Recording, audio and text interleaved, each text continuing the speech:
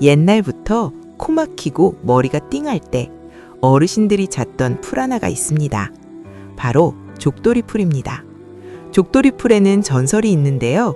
옛날 경기도 포천에 아주 예쁜 소녀가 얼마나 예쁜지 꽃아가씨라 불릴 정도였답니다.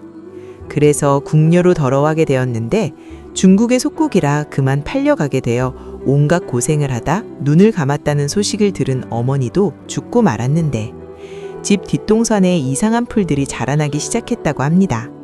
꽃아가씨의 한과 어머니의 넋이 변한 꽃이라 하여 불려지게 된 이름이며 나비나 벌에 수정되지 않고 개미나 기어다니는 벌레에 의해 수정이 된다고 합니다. 이파리 속에 꼭꼭 숨어 있다는 슬픈 전설입니다. 왠지 약초로 쓰기 미안해지는 족돌이풀은 무척 귀한 한약재로 만병초라는 이름이 있습니다. 허준의 동의보감에서는 성질은 따뜻하고 맛이 매우나 독은 없다.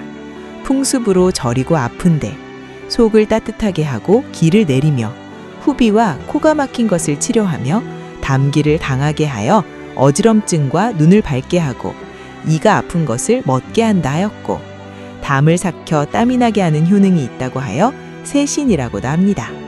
족돌이풀은 몸에 들어온 찬 기운을 몰아내고 머리와 코를 시원하게 해주며 감기 기운이 오래 할 때, 머리가 아프고 코가 막힐 때 쓰였습니다. 족돌이풀은 바람처럼 들어온 찬 기운을 없애고 폐를 따뜻하게 해 담을 사기고 기침을 멎게 합니다. 또 아픈 곳의 통증을 가라앉히는 데도 도움이 됩니다. 감기 기운으로 머리가 깨질 듯 아프고 코가 막혀 숨쉬기 힘들 때, 이유 없이 몸이 쑤시고 아플 때 족돌이풀이 쓰였습니다. 뿌리를 캐서 깨끗이 씻은 뒤 그늘에서 말려 사용했습니다. 말린 족돌이풀 뿌리는 아주 소량만 달여 마셨습니다. 조금만 써도 약성이 강했기 때문입니다.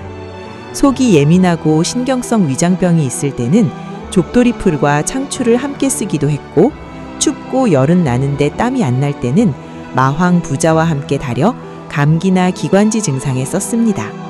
하지만 족돌이풀은 몸이 허약하고 땀이 잘 나는 분, 기운이 약해 생긴 두통이나 마른 기침에는 쓰지 않았습니다. 체질에 맞게 조심해서 써야 합니다. 족돌이풀은 찬 기운으로 생긴 병에 쓰이던 옛 어른들의 지혜가 담긴 약초입니다. 몸 상태를 살피며 지혜롭게 활용하는 것이 중요합니다.